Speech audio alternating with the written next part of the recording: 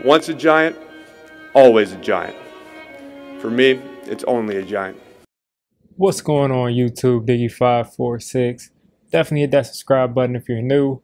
Like the video if you like the video. And I won't tell if you click that bell. But let's go ahead and get into this. So I'm going to split this up into a couple of different parts. The first is going to be about Kadarius Toney and Saquon Barkley. It seems like they will be active and they will play this Sunday at 4:25 against the Denver Broncos. Week 1 matchup for the Giants. It's been speculated that they will play, but Joe Judge all but said that Kadarius Toney is going to play. He came out today and he said that Kadarius Toney is expected to have I forgot the exact word, but I'm pretty sure he said significant. I'm pretty sure that was the word, significant role this Sunday against the Broncos. Now that could mean that he means that Kadarius Toney is going to handle all the kicking and punt returning. That could mean that he's going to get a couple of gadget plays. It could mean a bunch of things. But another thing that Joe Judge also said was significant doesn't mean volume. So I'm thinking that significant for him means he's going to at least get the special teams kick return and punt return duties, which is exciting because we've just been wanting to see the guy have the ball in the open field, see what he can do, make people miss, all of that stuff. So I'm excited to see Kadarius Toney out there. We've been waiting forever to see this dude in a real game environment. We've seen him run a couple of routes against air. We've seen him do a couple of things that really didn't make a difference as far as learning how he will be able to do against competition. So it seems like Denver is going to be his first shot at NFL football. No preseason, no scrimmages. So this will be his first look at it. I think he'll be worked in pretty slowly, but I do believe that he probably will be our punt and kick returner, or at least a punt returner against Denver day one. Saquon, Joe Judge said that they're waiting to see how his body responds to the pads, the full pads to contact. So we'll probably know tomorrow or Friday, or maybe even Saturday, or maybe it'll be a game day decision to see if he should play. But every other point of view pretty much just says that Saquon Barkley is going to end up playing. I doubt that he won't play. Now, I think the only question about Saquon is how many carries will he get? Will he get a full load, or will he get 5 or 6 carries, a couple of passes? We'll see how he gets worked in. But having those two just gives you so much. It just makes you relax a lot more because both of those guys are very versatile. Both of those guys can definitely go out there and make a play out of nothing. So having two of those guys back is going to be great for the offense. And then I wanted to kind of segue over to the fact that I'll start off with this. Nate Abner is back again with the Giants. And I mean, what do I expect? We all should have expected Nate Abner to be back. He's a guy who was really, really bad at playing safety in the NFL, yet he continues to find himself on rosters. He's supposed to be a good special teamer. He's the personal protector. I'm not a guy who studies special teams to that level, so maybe the guy does a great job as a personal protector. I haven't seen any of our punts blocked.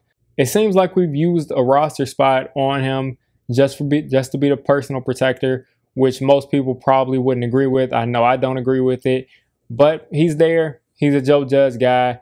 I guess he's the cost of having Joe Judge as our coach, but I'm definitely kind of annoyed because if he ends up being out there at safety again, it's not going to be good. Every time he was out there at safety, they went right after him. He gave up catches. He missed tackles. He's just not good in an actual defense. So Nate Abner's back. Hopefully that helps the special teams because we did have struggles last year, but hopefully that helps it out. We got a lot of guys on this roster specifically for special teams, so we better go out there and perform this year. Next, Nate Solder has in fact, I mean, this isn't the depth chart that comes from coaches, but it's the depth chart that the PR department for the Giants puts together, and it's what they put together from looking at practice for the Giants. So I guess if they see Nate Solder taking most of the reps with the first team at right tackle, that's why they decided to say this. And Nate Solder has gotten the job over Peart. It seems like that. I do think that they still will rotate him in and out with Matt Peart. I don't think it'll be a complete 100% Nate Solder gets all the snaps. But the right tackle position is a disappointment.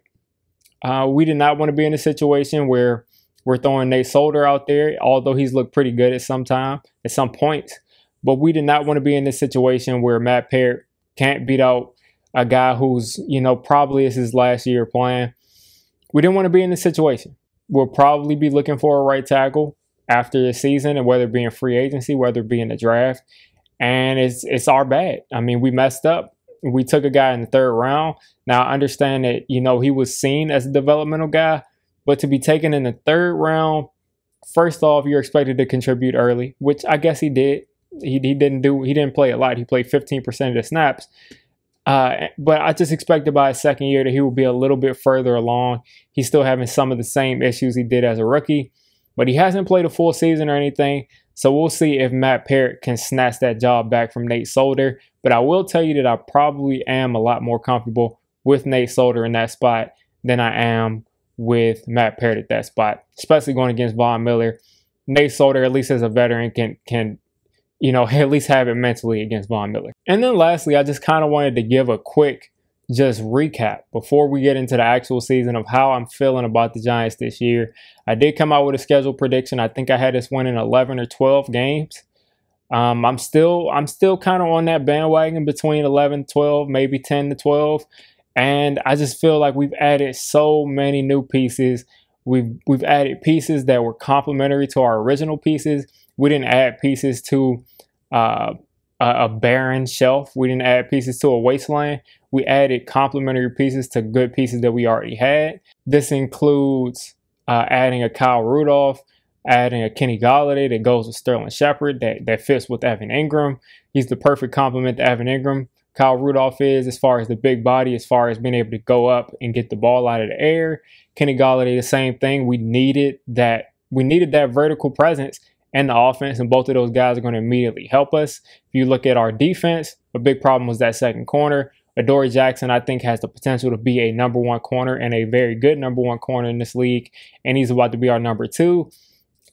We tried to go out and get Aaron Robinson to help out at that slot corner spot just in case Darnay Holmes had kind of a sophomore slump, but he didn't. He's not ready. He's going to be out for at least the first 6 weeks, so that's unfortunate, but we addressed that, so he should be back sometime this year. I do think that he'll provide some nice depth there.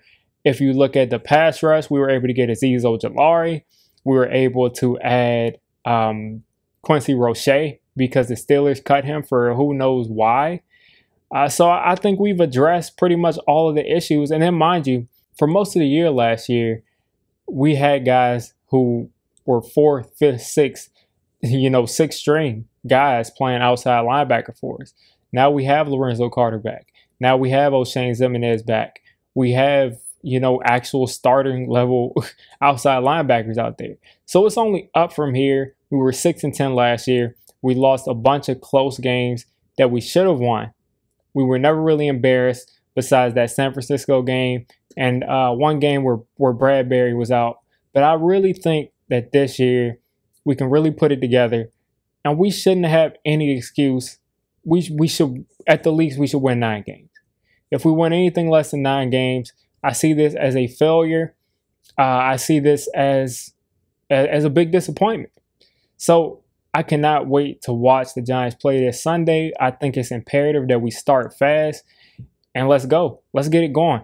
My preview will probably be out either later today or tomorrow. I'm also going to have a weekly segment or a weekly video where I predict every single game according to the spread every single week. That first episode should be coming out later today.